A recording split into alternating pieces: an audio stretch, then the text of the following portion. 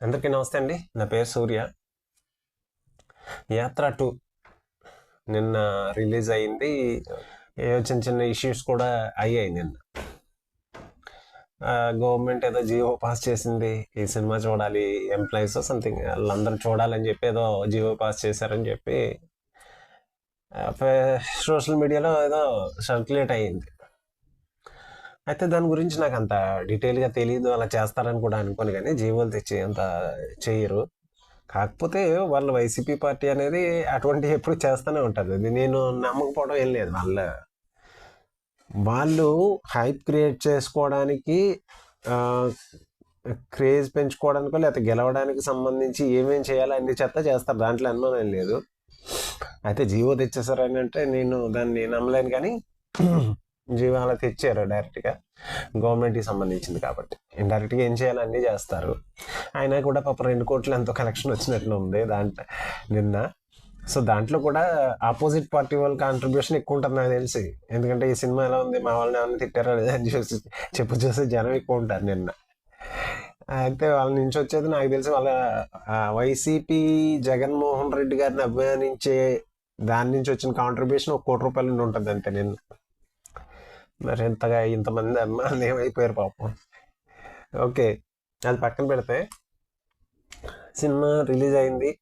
ఆయన డైరెక్టర్ అతను ఏమనుకున్నాడంటే, జగన్ గారి గురించి అతని మనసులో ఏముందో, జగన్ గారిని అతను ఒక హీరోలో చూస్తున్నాడు, ఒక ఉత్తమ పురుషుడిలాగా. ఆంధ్రప్రదేశ్ రాజకీయాల్లో అతడు ఉత్తమ పురుషుడు, మిగతా వాళ్ళందరూ విలన్స్, మిగతా పార్టీలన్నీ విలన్స్, మిగతా పార్టీ నాయకులన్నీ విలన్స్ అనే అతని యొక్క ఆలోచన భావదరిద్రాన్ని ప్రజల మీద రుద్దడానికి పట్టుకొచ్చిన ఒక సినిమా. క్లియర్గా అర్థమైంది అది ఆ సినిమా చూసిన తర్వాత. జగన్ రెడ్డి గారు ఉత్తమ పురుషుడు, మరి వాళ్ళ చెల్లి గారు, వాళ్ళ అమ్మగారు, వాళ్ళ బాబాయ్ గారు ఏం చూపించకుండా కన్వీనియంట్గా జగన్ గారు ఉత్తమ పురుషుడు అని చూపించేసుకుంటే ఉత్తమ పురుషుడు ఎలా అయిపోతారో నాకు తెలియదు. వాళ్ళ చెల్లి గారి గురించి ఆస్తి తగాదాలు వచ్చినాయి. అతను ఫస్ట్ స్టార్టింగ్లోనే ఓ డైలాగ్ ఉంది, అమ్మకి కూడి పెట్టినోడు రాష్ట్రానికి ఏదో పెడతాడంట అని. మరి చెల్లి గారికి ఆస్తి పంచినోడు ప్రపంచాన్ని ఏమి వెళ్తాడు అనేది మరి దాంట్లో డైలాగ్ పెడితే బాగుండేది కదా. ఇంట్లో చెల్లిని, తోబుట్టిన చెల్లిని చూడనోడిని నీకు ఉత్తమ పురుషుడు అవ్వచ్చు డైరెక్టర్ గారు. అందరూ అనుకోరు కదా అట్లాగా. నీ సినిమాలో డైలాగే కదా, స్టార్టింగ్లో పెట్టిన డైలాగ్ అది. మరి ఇంట్లో తోడబుట్టిన చెల్లికి ఆస్తి పంచిన వాళ్ళు పక్కనున్న సమాజాన్ని ఏమంతరిస్తారనుకోవాలి. సో అందుకే ఇప్పుడు సినిమా తీసుకోవాలనుకున్నప్పుడు తీసుకోవచ్చు. అది ఇంట్లో కూర్చొని నీకు నువ్వు చూసుకుంటే, లేకపోతే నీ దగ్గరికి ఎవరైనా వచ్చిన వాళ్ళకి చూపించుకున్నారు ఇంకో గొడవ ఉండదు కదా. కానీ సమాజం మీద నీ భావదరిద్రం, నువ్వేమనుకుంటున్నావు, నీ ఆలోచన విధానం తీసుకొచ్చి ప్రజల మీద రుద్దాలి. నేను ఇలా అనుకుంటున్నాను కాబట్టి ఉత్తముడు అనే దాన్ని అతను ప్రజల మీద రుద్దాలి. దాని ద్వారా ఉపయోగం పొంది ఎలక్షన్లో కొన్ని ఓట్లు వస్తాయేమో.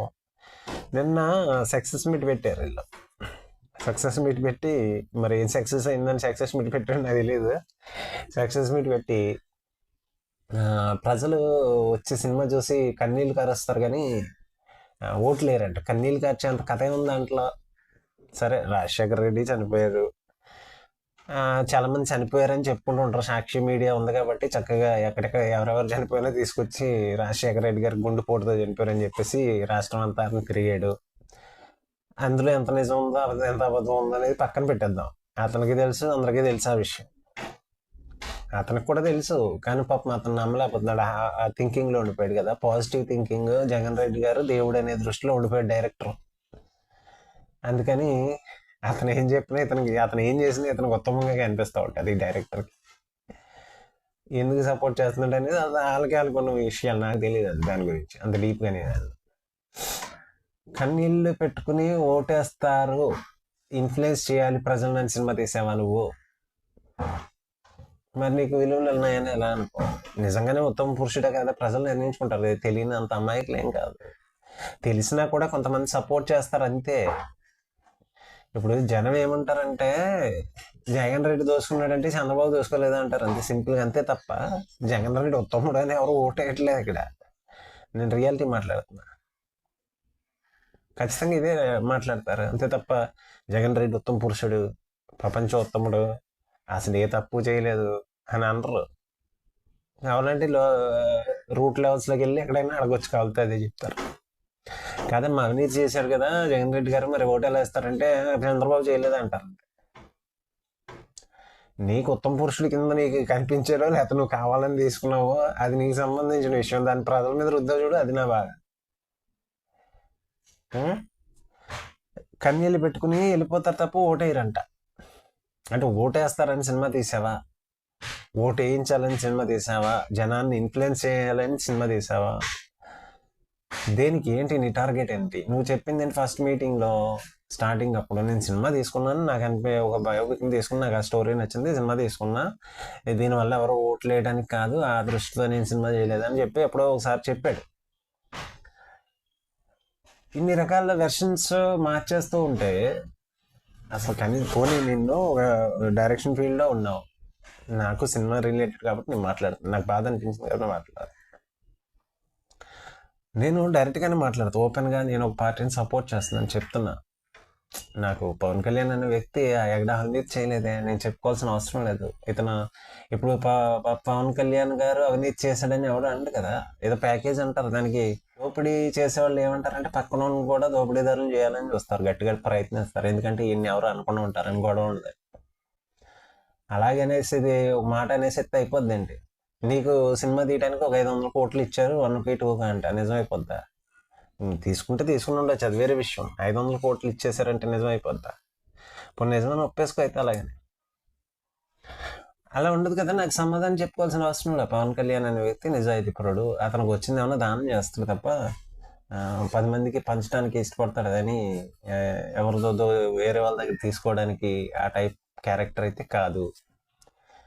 అతను యాడ్స్ చేసుకుంటే ఇంచుమించుగా ఈ పాటికి చాలా సంపాదించుకుని పెట్టుకునేవాడు. ఆస్తులు కొనుక్కుంటే హైదరాబాద్లో ఈ పాటికి 1000 కోట్లు అయ్యేది. అదే 100 కోట్లు, కొన్ని 100 కోట్లు 1000 కోట్లు అయ్యేది. ఎప్పటి నుంచో సంపాదిస్తున్నాడు. జగన్ రెడ్డి అనే వ్యక్తి మొన్నటి వరకు ఎవరికి తెలియదు. పవన్ కళ్యాణ్ అనే వ్యక్తి ఇంచుమించు 20 సంవత్సరాల పైనుంచి నాకు తెలుసు. జగన్మోహన్ రెడ్డి మా అయితే 10 సంవత్సరాల నుంచి తెలుసు అంతే. అది కూడా రాజశేఖర రెడ్డి కొడుకు. వచ్చాడు, వాళ్ళ బాబాయ్ ఎంపీ సీట్ తీసుకుని అక్కడి నుంచి గెలిచాడు. అంత ఉత్తముడు అయితే బాబాయ్ ఎంపీ సీట్ ఎలా తీసుకున్నాడో మరి అతనే చెప్పాలి, నువ్వు చెప్పాల్సింది. అది కూడా అది చెప్పలేదు కదా. కన్వీనియంట్గా నీకు కావాల్సినవి తీసుకుని ఉత్తమ పురుషుడికి చిత్రీకరించడానికి. నాకు జగన్ రెడ్డి గారు అనే వ్యక్తి మీద నాకు పర్సనల్గా ఏమీ లేదు. కాకపోతే రాష్ట్రానికి అలాంటి నాయకుడు నాకు ఇష్టం ఉండదు. అలాంటి నాయకుని తీసుకొచ్చి రాష్ట్రాన్ని అప్పగిస్తానంటే నాకు కుదరదు కదా. నాకు నచ్చదు అది నాకు నచ్చదు అంతే తప్ప జగన్ రెడ్డి అనే వ్యక్తి మీద నాకు పర్సనల్గా ఏ కోపాలు ఉండవు. రాష్ట్రాన్ని అలాంటి వ్యక్తి చేతిలో పెట్టడం నాకు నచ్చదు అంతే. నా రాష్ట్రం కాబట్టి అందుకే నేను స్ట్రాంగ్గా వ్యతిరేకిస్తాను. నా రాష్ట్ర ముఖ్యమంత్రి కింద ఒక ప్రధాన స్థానంలో రాష్ట్రం మొత్తాన్ని అతని చేతిలో పెట్టడం నాకు ఇష్టం ఉండదు. సో అది నా ప్రాబ్లం అంతే. అది అర్థమైన వాళ్ళకి అర్థమవుతుంది, అర్థం కాని వాళ్ళకి అర్థం కాదు, దానికి నేనేం చేయలేదు. ఓకే అండి, అంతే. ఇక దీని గురించి ఎక్కువ మాట్లాడేది ఉంది. అతను ఏంటంటే అతను యొక్క ఏమనుకున్నాడు, అతని వెర్షన్లో జగన్ రెడ్డి గారి గురించి ఏమనుకున్నాడు అనేది చెప్పాడు అంతే.